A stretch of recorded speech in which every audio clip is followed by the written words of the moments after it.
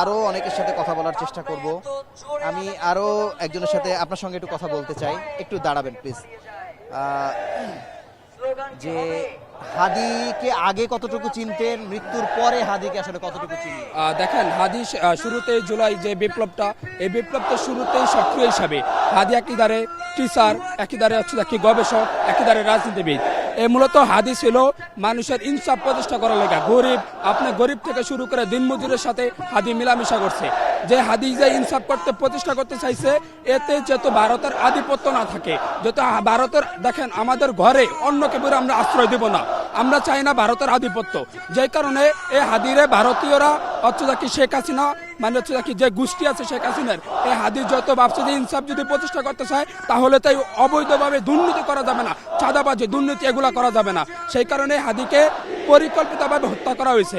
আজকে যে জনসমুদ্র শুধু এই শাহবাগে নয়, আজকে জনসমুদ্র প্রত্যেকটা মানুষের অন্তরে, প্রত্যেকটা মানুষের মায়ের কোলের থেকে শুরু করে প্রত্যেকটা বৃদ্ধ, প্রায় যুব সমাজ, ছাত্র সমাজ, কৃষক সবাই সক্রিয়ভাবে হাদিকে মন থেকে ভালোবাসে। আপনারা তার ইতিমধ্যে জেনেছেন যে হাদি যখন জানাজা হয়েছে, যে শহীদ সংসদ ভবনে উপস্থিতি দিয়েছে যে হাদি ইনসাফ প্রতিষ্ঠা করার মাধ্যমে মানুষের ঘরে ঘরে কিভাবে পৌঁছেছে।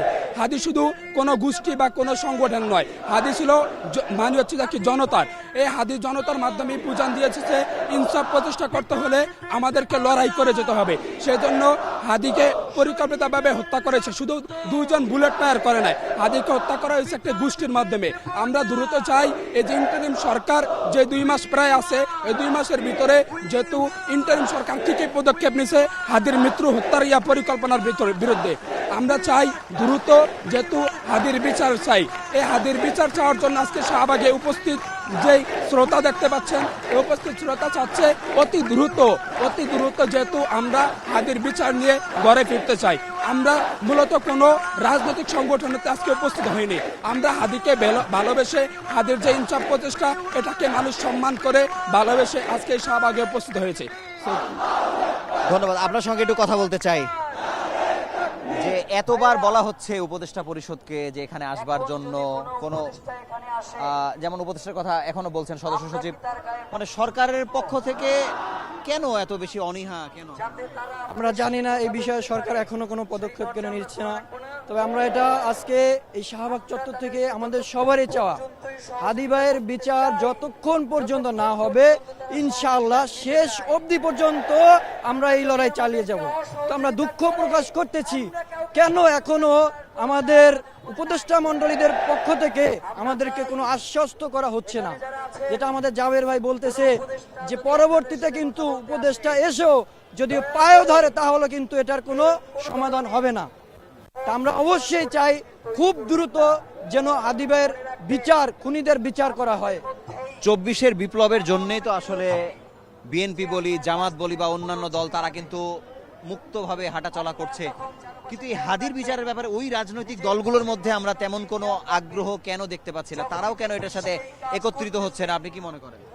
এটা আসলে মানে বোঝা বড় দায়, কেন জানি না। আসলে আজকে যারা রাজনীতির বড় বড় লিডারদ্বয় আছে, এই যে 24-এর জুলাই অভ্যুত্থানে হাদি ভাইয়ের অসংখ্য ভূমিকা আছে যেটা আমরা দেখতে পেয়েছি, এবং যেই লড়াইয়ের কারণে হাদি ভাই এই যে মৃত্যুর স্বাদ গ্রহণ করছে, শহীদ মৃত্যু, সেই মৃত্যু আসলে সকলেই কামনা করা উচিত। কিন্তু আমরা জানি না কেন রাজনীতিবিদরা এখানে আসতেছে না, হাদির ভাইয়ের এই বিচারের সাথে তারা একত্রতা প্রকাশ করতেছে না। আমরা এটারও তীব্র নিন্দা জানাই, কারণ হাদি ভাই যে ইনসাফ চেয়েছে, এই ইনসাফ হাদি ভাই রাখার না, আমাদের সবার। আমরা মুসলিম, এজ এ মুসলিম হিসাবে আমাদের প্রত্যেকটি নাগরিকের দায়িত্ব ইনসাফ প্রতিষ্ঠা করা, আল্লাহর জমিনে আল্লাহর রাজত্ব কায়েম করা। এই যে নারী সদস্য আমরা অনেককে দেখতে পাচ্ছি এটার সামনে, আপনাদের পরিবারের ভেতরে আপনাদের নারী বা বোন তাদের মধ্যেও কি আসলে হাদির ব্যাপারে এমন আবেগ কাজ করছে?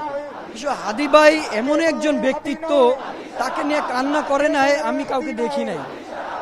আমি নিজেও কোনো রাজনৈতিক সংগঠনে জড়িত না, কিন্তু আজকে এখানে আমি আসতে বাধ্য হয়েছি একমাত্র হাদি ভাইয়ের এই ব্যক্তিত্বের কারণে।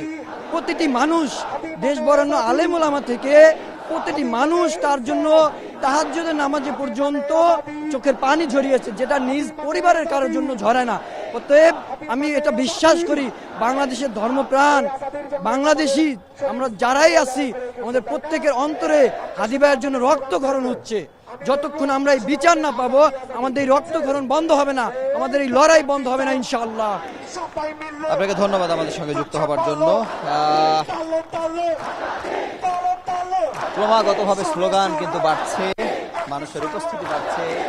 নতুন রিন গভীর থেকে পরিষ্কার করে কাপড়কে রাখে নতুনের মতো উজ্জ্বল। নতুন রিন অ্যাডভান্সড পাউডার। পুরুষ নারী সবার উপস্থিতি বাড়ছে, গণমাধ্যম কর্মীদের উপস্থিতি বাড়ছে। আমরা গতকাল রাতেও কিন্তু দেখেছিলাম যে খুব কম সংখ্যক মানুষ ছিল, কিন্তু আজকে পুরো শাহবাগ চত্বরের চারপাশ জুড়ে পুরো ইন্টারসেকশনে কিন্তু মানুষের মিছিল, মানুষের ঢেউ, এবং মানুষের মধ্যে আপনারা সামনে দেখতে পাচ্ছি একজন খুব বয়সের 7-8 বছরের একজন শিশু, সেও আসলে স্লোগানের সঙ্গে অংশ নিয়েছে। চারপাশে স্লোগান, মানুষের কোনো বিরতি নেই, মানুষের কোনো থামা নেই। মানুষ হাদির জন্য আসলে আগ্রহ প্রকাশ করে কথা বলছে। আপনার সঙ্গে একটু কথা বলতে চাই, হাদির জন্য কথা বলতে চাই। আসলে কারো আগ্রহের কমতি নেই। মানে আপনাদের ভেতরে কেমন ব্যথা যন্ত্রণা আসলে হাদির জন্য? ভাই একটা জিনিস দেখবেন যে বাংলাদেশে আগে একটা সময় ছিল যে মানুষ মুক্তভাবে স্বাধীনভাবে কথা বলতে পারতো না। আগে আমাদের সহজ ভাষায় বলতে গেলে বাক স্বাধীনতা ছিল না। 5ই আগস্টের পরে, জুলাই অভ্যুত্থানের পরে আমাদের একটা সেই আজাদিটা আমরা পেয়েছি। কিন্তু এখন আস্তে আস্তে এই সাংস্কৃতিক ফ্যাসিস্ট যারা আছে তারা আমাদেরকে সুশীলতা দিয়ে আমাদেরকে আবার এসে আঁকড়ে ধরতে যাচ্ছে। আর আমাদের সহজ করে বললে ইন্ডিয়া আমাদের যেমন বাংলাদেশের 3 পাশ থেকে ঘিরে আছে, তারা মনে করে যে আসলে তারা বাংলাদেশটাকে গিলে খেতে চায়। কিন্তু আমরা তো এটা মেনে নিব না। তাহলে আমাদের 71-এর সময় আমাদের যে শহীদরা রক্ত দিয়ে দেশটাকে স্বাধীন করছিল সেটার কোনো মানে ছিল না। ইন্ডিয়া চাচ্ছে যে তারা যদি পারে সিকিমের মতো করে, বা তারা যদি পারে হায়দ্রাবাদের মতো করে, বা তারা যদি পারে কাশ্মীরের মতো করে বাংলাদেশকে দখল করে নিতে। কিন্তু এটা তাদের মনে রাখতে হবে, এটা বাংলাদেশ। আর বাঙালিরা কখনো আজাদি বাঙালিরা কখনো স্বৈরাচারী আচরণ বা কারোর দখলত্ব পছন্দ করে না। বাঙালিরা সব সময় বিদ্রোহী। তারা আপনি সব সময় দেখে আসবেন বাংলাদেশ একটা সময় পর পর, বা বাঙালিরা একটা সময় পর পর বিদ্রোহ করেই গেছে। 47-এ তারা বিদ্রোহ করছে, 52-তে তারা বিদ্রোহ করছে, 69-এ করছে, 71-এ করছে, 90-তে করছে, আবার এই যে এখন করতেছে। বাঙালি কি বিদ্রোহের মধ্যেই থাকে। এই বাঙালিদেরকে কেউ দমায় রাখতে পারবে না। তো আজ যদি আপনারা মনে করেন যে ইন্ডিয়ার মাধ্যমে বা লীগের মাধ্যমে বা নতুন কেউ এসে এই বাঙালিদেরকে আবার টুটি চেপে ধরবে, তাদের কথা বলা, তাদের মুখের ভাষা কেড়ে নিতে চাবে, এইটা সম্ভব না। আমাদের হাদি ভাই সেই জিনিসটাই উত্থান করছিল, কিন্তু তারা মনে করছে যে তাকে মেরে ফেললে হয়তো এই কথা বলাটা, এই সুশীলদের বিরুদ্ধে কথা বলাটা বন্ধ হয়ে যাবে। কিন্তু তারা বুঝতে পারে নাই যে এখন জনগণ কথা বলতে শিখে গেছে, তারা ঐক্যবদ্ধ হতে বুঝে গেছে। জুলাই আন্দোলনের মাধ্যমে তাদের সব ভয় ভীতি দূর করে দিছে। আমরা নিজেরাও জুলাই যোদ্ধা। আমরা যখন জুলাই আন্দোলন করছি গুলির সামনে থেকে ফিরে আসছি। তো হাদিবার মতো আমরাও বলি যে এটা আল্লাহ আমাদের বোনাস লাইফ দিছে। তখন গুলি একটা মিস আল্লাহর জন্য, দেশের স্বার্থে, এবং আল্লাহ যদি আমাদেরকে আরো বাঁচিয়ে রাখে, যতদিন বেঁচে থাকবো হাদি ভাইয়ের মতো 5 দিন হইলে 5 দিনের জন্য একটা ইম্প্যাক্টফুল জীবন রাখতে চাই, যে কারণে আমরা দেশের স্বার্থে কাজ করতে পারি। আমরা এটাও জানি যে ইসলামে বলা আছে দেশপ্রেম ইমানের অঙ্গ।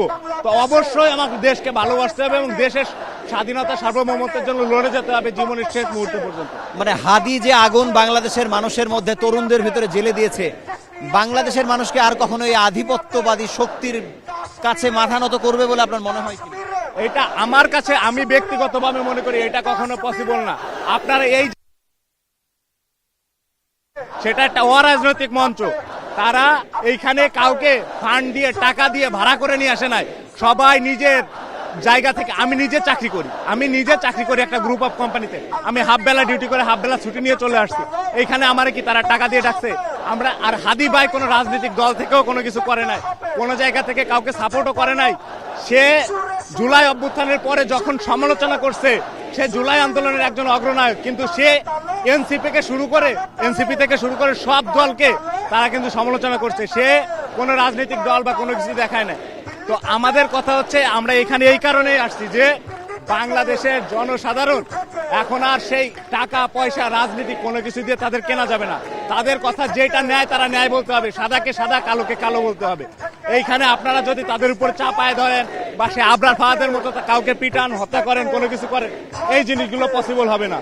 তো এই জন্যই আমরা সবাই এখানে আপামর জনতা যারা আসছে তারা হাদির জন্য, ব্যক্তি হাদির জন্য আসছে। এবং আমরা একটা স্লোগান বলতেছি যে এক হাদির লোকান্তরে লক্ষ হাদি ঘরে ঘরে, এটা অলরেডি তৈরি হয়ে গেছে। আমি কিছুদিন আগে আমার গ্রামের বাড়িতে বেড়াতে গিয়েছি, ওইখানে আমার ছোট বোন 6 বছরের বাচ্চা, সে কান্না করে, বলে যে ভাইয়া হাদিকে কেন মারলো। সে রাজনীতি কতটুকু বোঝে, দেশের কতটুকু বোঝে, কিন্তু সে একজন হাদিকে দেখছে বলেই সেটা বুঝতে পারছে। আর এইখানে আমরা এখন এটা নিউজও বলতে যাচ্ছি যে আমাদের কাছে যতটুকু ইনফরমেশন আসছে, কালকে থেকে বিভিন্ন প্রাইভেট ইউনিভার্সিটি আমাদের সাথে যুক্ত হবে। তো তখন মানুষ দেখতে পাবে যে তখন আগেও যেমন জুলাই আন্দোলনে মানুষ কোনো কিছুর বিনিময় ছাড়া দেশের স্বার্থে রাস্তায় নামে আসছে, এখন এটাও দেশের স্বার্থে, হাদির স্বার্থে নামে আসতেছে। এখানে হয়তো হাদির নাম আসছে, কিন্তু এটাও কিন্তু একটা আধিপত্যবাদের বিরুদ্ধেই মানুষ নামতেছে। তো ভবিষ্যতে আরো অনেক রাজনৈতিক দল আছে, তারাও যদি এটার থেকে শিক্ষা না নিয়ে আবার সেরকম হতে চায়, তো বাংলাদেশ থেকে সেগুলো মাইনাস হয়ে যাবে। আপনাকে অসংখ্য ধন্যবাদ আমাদের সঙ্গে। উনি যেটি বলছিলেন যে এটি মূলত শুধু হাদির বিচারের দাবিতেই যে মানুষ এখানে এসছেন, ব্যাপারটি এমন নয়। এটি হাদি ছাড়াও আধিপত্যবাদের বিরুদ্ধে মানুষের সোচ্চার হওয়ার একটি মেসেজ আসলে তারা দিতে চাচ্ছেন। এবং একটি কথা বলার তারা চেষ্টা করছেন যে বাংলাদেশে অন্যান্য রাজনৈতিক দল যেমন এখনো যদি তারা না বুঝে যে কারো কাছে মাথা নত যদি করতে চায়, তাহলে বাংলাদেশের মানুষ, আপামর জনসাধারণ তারা তাদেরকে প্রতিহত করবে। একটি অ্যাম্বুলেন্স শাহবাগ ইন্টারসেকশন ক্রস করছে এবং সেই অ্যাম্বুলেন্সটিকে ছেড়ে দেওয়ার জন্য অ্যাম্বুলেন্সটিকে ইনকিলাব মঞ্চের পক্ষ থেকে আসলে অনুরোধ করা হচ্ছে। স্লোগান যেন আসলে থামছেই না। সেই সন্ধ্যার পর থেকে আমরা দেখতে পাচ্ছি যে স্লোগানে মুখর আসলে এই শাহবাগ। একটি কথা বলা হচ্ছিল যে বাংলাদেশের যেসব রাজনৈতিক দল এখনো আধিপত্যবাদের পক্ষে ইনিয়ে বিনিয়ে অবস্থান করছে, তাদেরকে আবারও বাংলাদেশের সাধারণ মানুষ রুখে দেবে। আজকে আমরা সকালে শুনেছি ঢাকা মেডিকেল কলেজের শিক্ষার্থীরা তারা আসলে এখানে অংশ নিয়েছিলেন, সংহতি প্রকাশ করেছিলেন। আগামীকাল থেকে শোনা যাচ্ছে বেসরকারি বিশ্ববিদ্যালয়ের শিক্ষার্থীরা হয়তো এটি, একজন আমাদেরকে বলছিলেন যে সংহতি প্রকাশ করবেন এবং এটি একটি জনজোয়ার তৈরি হবে বলেই তারা আসলে মনে করছেন। আমরা আরও একজনের সঙ্গে একটু কথা বলতে চাই আপনার সঙ্গে, যে হাদি আসলে আপনাদের হৃদয়ের কোন জায়গায় জায়গা করে নিয়েছে, যে হাদির জন্য মানুষের উপস্থিতি, একটি জনজোয়ার তৈরি হওয়া, হাদির কোন বিষয়গুলো আসলে আপনাদেরকে এত বেশি নাড়া দেয়? ইনসাফের বিষয়। হাদি একজন ইনসাফ প্রতিষ্ঠা করতে চেয়েছিল আমাদের বাংলাদেশে, কিন্তু দুর্ভাগ্যবশত ফ্যাসিস্টদের কারণে তার অকাল মৃত্যু হয়। আসলে বিপ্লবীরা তো কখনো মরে না, বিপ্লবীরা ঘুমায় না। কালকে রাত থেকে আমরা এখানে আছি। বিপ্লবীদেরকে তো বিপ্লব ছিনিয়ে নিয়ে যেতে পারবে না তারা। আর কি মনে হয় যে সরকারের পক্ষ থেকে যে এক ধরনের একটা নীরবতা, এটাকে আপনারা কিভাবে দেখছেন? আসলে এটা খুব অ্যানোয়িং বিষয় একটা, নীরবতাটা। কারণ হচ্ছে আজকে উনি একজন এমপি ইলেকশন করতেছিল, এমপি ক্যান্ডিডেট, তাকে এইভাবে একটা গুলিবিদ্ধ করা হলো। এটা আজকে সে হয়েছে, পরবর্তীতে আরও বাংলাদেশে আরও অনেক বৃহত্তর রাজনৈতিক সংগঠন আছে, তাদের এমন কেউ হবে না, এটা কি নিশ্চয়তা আছে? আমার মনে হয় যে এই বড় বড় রাজনৈতিক সংগঠনগুলা তারা যদি একতাবদ্ধ হয়, হয়তো আমরা আরও তাড়াতাড়ি হাদির হত্যার বিচার পেতে পারি। আপনাকে ধন্যবাদ। হাদি প্রাণ হারানোর পর আমরা দেখেছি যে নানা ধরনের গান, কবিতা তৈরি হয়েছে। অনেক ব্যান্ডের শিল্পী, অনেক ইসলামী গানের সঙ্গে যারা জড়িত সেই সব শিল্পী অনেক ধরনের গান তৈরি করেছেন।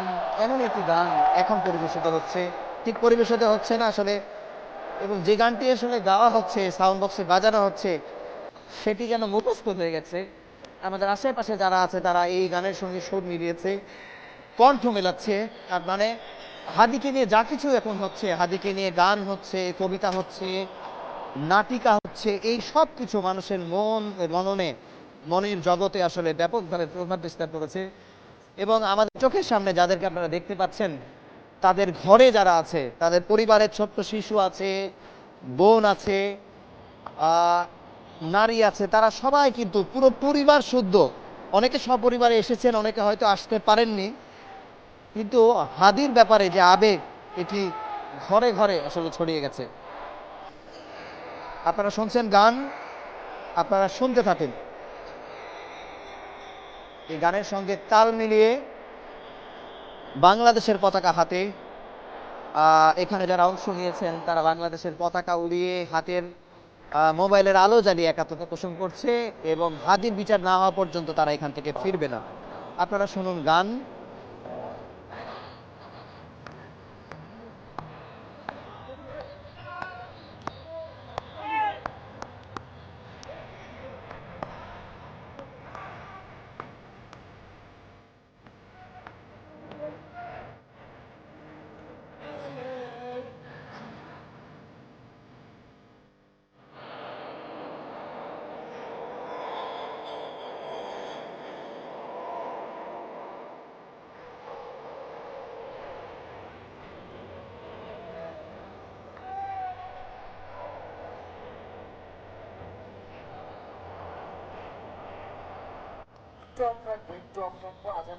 হ্যাঁ, আপনারা শুনছিলেন গান।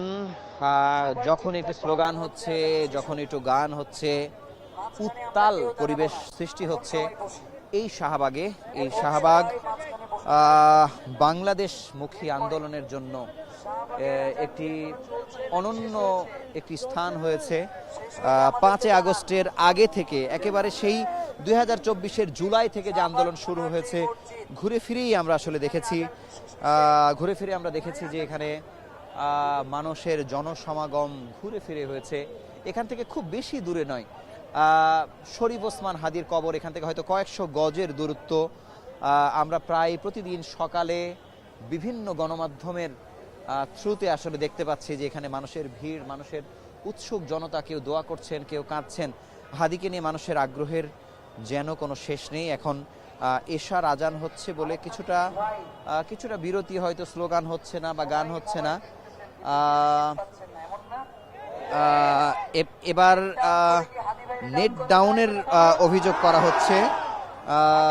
সদস্য সচিব আসলে বলছেন যে এখানে কেন আপনারা নেট পাচ্ছেন না, নিশ্চয় সরকারের পক্ষ থেকে নেট ডাউন করা হয়েছে।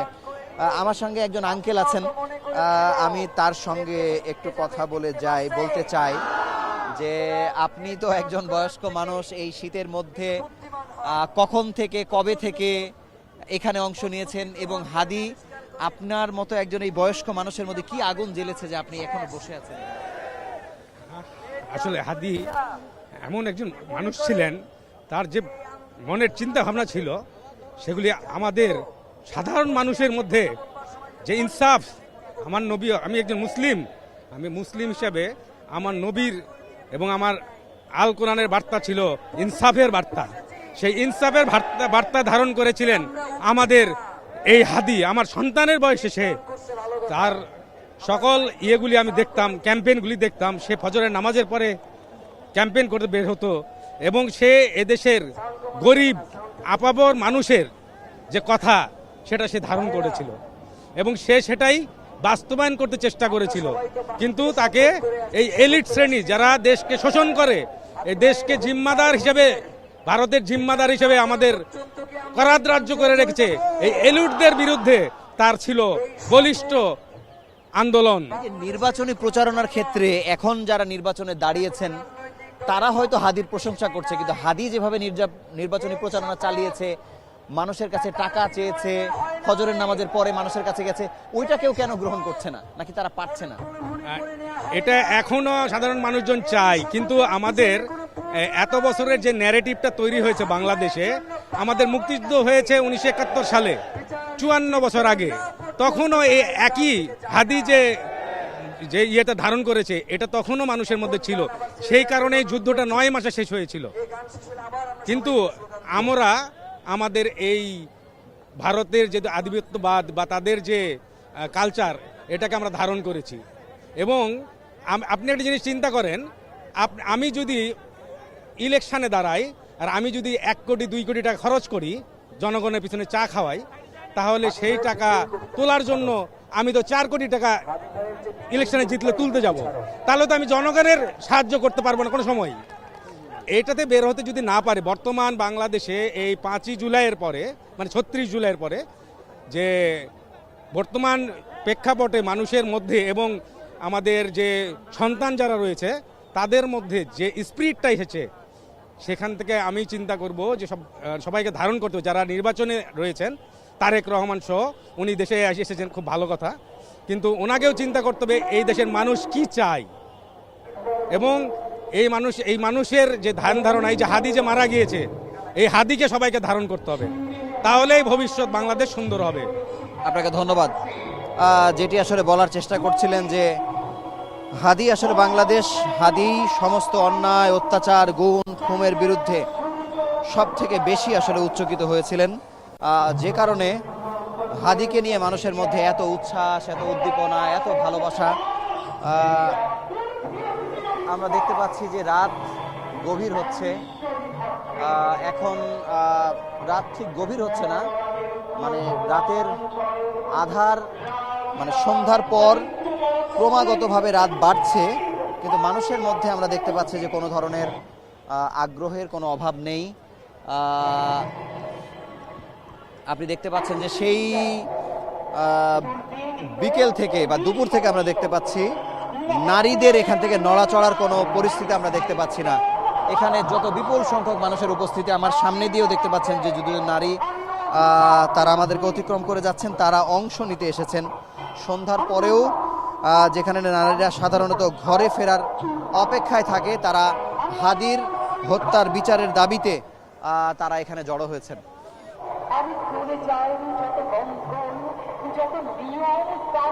গণমাধ্যম কর্মীদের উপস্থিতি আমরা দেখতে পাচ্ছি। প্রায় 30 ঘন্টা অতিবাহিত হয়েছে গতকালকে বিকেল থেকে। গতকালকে জুমার নামাজের পর থেকে খণ্ড খণ্ড মিছিল নিয়ে বিক্ষোভকারীরা এবং আন্দোলনকারীরা এখানে অংশ নিয়েছেন, এবং সেই যে শুরু, তখন থেকে শুরু করে এখন পর্যন্ত মানুষের আগ্রহের কোনো কমতি নেই। হাদি আজ থেকে 2 সপ্তাহ আগে গুলিবিদ্ধ হয়েছে। গুলিবিদ্ধ হওয়ার পরে উন্নত চিকিৎসার জন্য সরকারের পক্ষ থেকে তাকে সিঙ্গাপুরে পাঠানো হয়েছে, কিন্তু এত কিছুর পরেও হাদির খুনিকে বের করার জন্য সরকারের পক্ষ থেকে যে ভূমিকা থাকার কথা ছিল, সেই ধরনের ভূমিকা কিন্তু আমরা আসলে দেখতে পাচ্ছি না।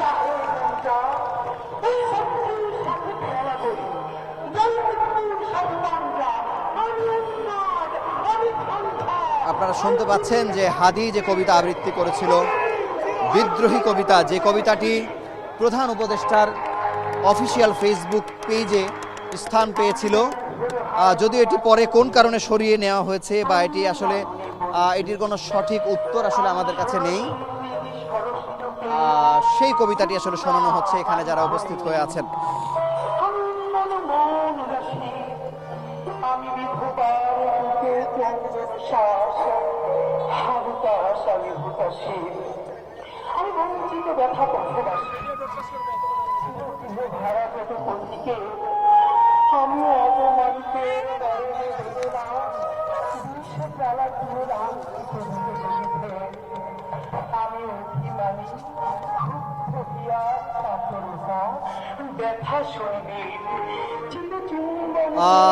হাদির স্মরণে কবিতা, গান, নানাভাবে গণজাগরণ তৈরি করা হচ্ছে। এখন প্রায় 30 ঘন্টা অতিবাহিত হয়েছে গতকালকে থেকে শুরু করে এখন পর্যন্ত। আমরা দেখতে পাচ্ছি জনসাধারণের ব্যাপক উপস্থিতি, নারীদের উপস্থিতি, শিশুদের উপস্থিতি, কিশোরদের উপস্থিতি, বিভিন্ন বয়সী মানুষেরা এখানে আসছেন, এবং গতকালকে রাতেও যেমন তারা ছিলেন, সেই রাতে থাকার প্রস্তুতি নিয়ে তারা অনেকে এখানে এসেছেন। হাদি হত্যার পর থেকে প্রায় 2 সপ্তাহ অতিবাহিত হয়েছে। এই 2 সপ্তাহে 2 সপ্তাহ জুড়ে আমরা দেখতে পাচ্ছি যে একটি হাদি জ্বরে আক্রান্ত হয়েছে বাংলাদেশের মানুষ, এবং গতকালকের আগেও প্রথম দিন যেদিন বিপুল সংখ্যক মানুষ যেদিন জানাজায় অংশগ্রহণ করেছিল, সেদিনই ইনকিলাব মঞ্চের পক্ষ থেকে বলা হয়েছিল তাদেরকে সরাসরি শাহবাগ ইন্টারসেকশনে আসার জন্য, জড়ো হবার জন্য, কিন্তু সন্ধ্যার মধ্যেই প্রধান উপদেষ্টাকে হুঁশিয়ারি উচ্চারণ করে একটি সময়সীমা বেঁধে দেওয়ার পর সবাইকে তার ঘরে ফিরে যাওয়ার জন্য বলা হয়েছিল। কিন্তু তারপরেও যেহেতু যে খুনি তাকে যেহেতু খুঁজে বের করা যায়নি, এরপরে আবারও আন্দোলনের ডাক দেয় দফায় দফায়, এবং সবশেষ গতকালকে জুমার নামাজের পর থেকে এখন পর্যন্ত অনির্দিষ্টকালের জন্য এই বিক্ষোভ কর্মসূচি চলছে এবং এই বিক্ষোভে অনেকেই নানা জায়গা থেকে সংহতি প্রকাশ করছে। গতকালকে রাতে আমরা আসলে দেখেছিলাম যে অল্প সংখ্যক মানুষ তারা এখানে রাত্রি জাগরণ করেছে, কিন্তু আজকে সকাল থেকে একটি গণজোয়ার আমরা দেখতে পাচ্ছি। চারপাশে মানুষ দাঁড়িয়ে আছে। এর আশপাশ দিয়ে যারা যাচ্ছিলেন তাদের অনেকে আমরা দেখেছি যে তারা স্বেচ্ছায় এসে অংশ নিয়েছে। আমাদের চোখের সামনে দেখতে পাচ্ছি যে প্রায় অনেকে আছেন যারা 1 বছর, 2 বছর, 2.5 বছর, 3 বছর, 4 বছরের বাচ্চাকে নিয়ে পর্যন্ত এখানে এসেছে। নারীদের বিপুল সংখ্যক উপস্থিতি আমরা দেখতে পাচ্ছি।